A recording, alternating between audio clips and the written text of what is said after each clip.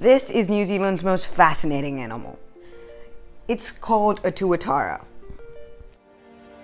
It comes from New Zealand and it lives over 100 years. It even has a third eye, but that's only the tip of the iceberg when it comes to the tuatara. The tuatara is a primitive creature. It is also very unique. Primitive means ancient. This is because they came before lizards, snakes, or other reptiles that you've heard of. They even have a third eye on top of their head. No one knows what this third eye is used for, since it's covered up by skin and scales. But most people think that it's used for sensing whether it's day or night. Here's a fun fact. We share a small piece of this third eye in ourselves. We have what's called a biological clock to tell us whether it's day or night. It's our seventh sense, and it's a very important one too. Ancient humans used this to tell whether it's lunchtime, dinner time, when it's time to sleep, when it's time to look out for predators.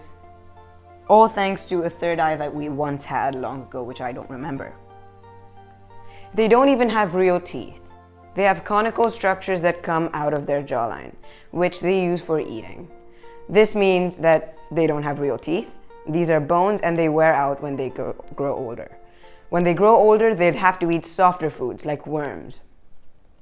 They live on a few islands off the coast of New Zealand. They used to live all across New Zealand because there were no predators for them. But when humans came in, they introduced rabbits and other mammals, which started hunting the tuatara to extinction, or eating its prey. The tuatara lived before the dinosaurs and has a very primitive organ system. But they survived the mass extinction that happened 65 million years ago. How did they do that?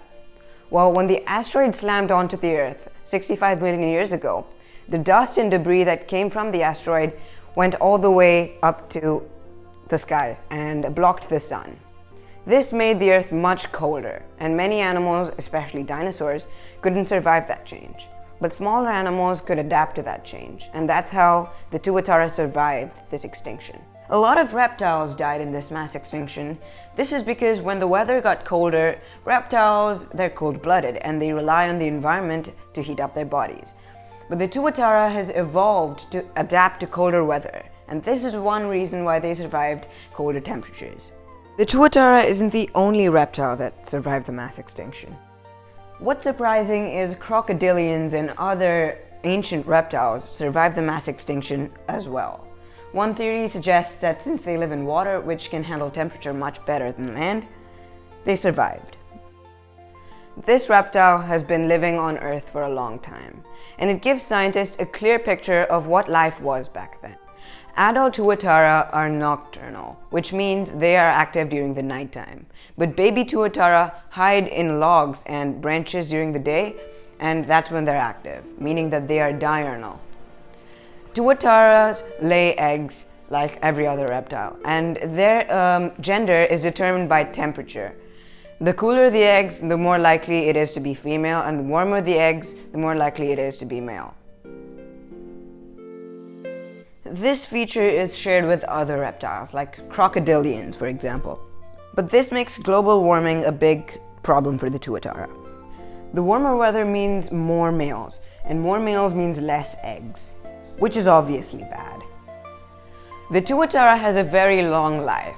Wild tuatara can live up to 100 years of age, and captive tuatara may be able to live over 200. They also grow very slowly, which explains why they live so long. Male tuatara are able to reproduce at an age of 111, while female tuatara can reproduce at an age of 80, which is fascinating and unusual in most reptiles. Geckos, for example, live up to 20 years of age. The tuatara has a normal reptilian diet. It eats small insects and animals, and if it's fast enough, it eats birds. Adult tuatara sometimes eat baby tuatara, which is why baby tuatara are diurnal, which means they live at the daytime. This is to avoid adult tuatara, who might eat them if they're hungry. The tuatara is a part of an ancient reptilian family, and it is the last living member of this genus. But it is also one of the fastest evolving creatures on the planet, which means it might evolve into 2 different subspecies, which adds variety to this almost extinct genus, which is something we should look forward to. The Tuatara isn't an endangered species. It is placed in the least concerned category of endangered species. But it doesn't live on mainland New Zealand anymore. It lives on a few islands off the coast of New Zealand. But funding and conserving the Tuatara is really hard because it's expensive, and reptiles have special requirements when it comes to light. Some facilities have even shut down because they are expensive to maintain. None of this means the Tuatara shouldn't be saved.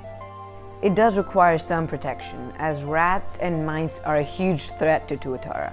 They can eat Tuatara eggs and destroy the entire population in a few years, which is really fast. Rats were introduced to New Zealand when humans came into New Zealand. They were sneaking behind those small crevices in ships, and that's how they traveled all the way to New Zealand. They've been wrecking the entire New Zealand ecosystem ever since. And that's it. That's all I have to say about the Tuatara. If you enjoyed this video, consider liking, and if you enjoy this type of content, please consider subscribing. Enjoy the rest of your day.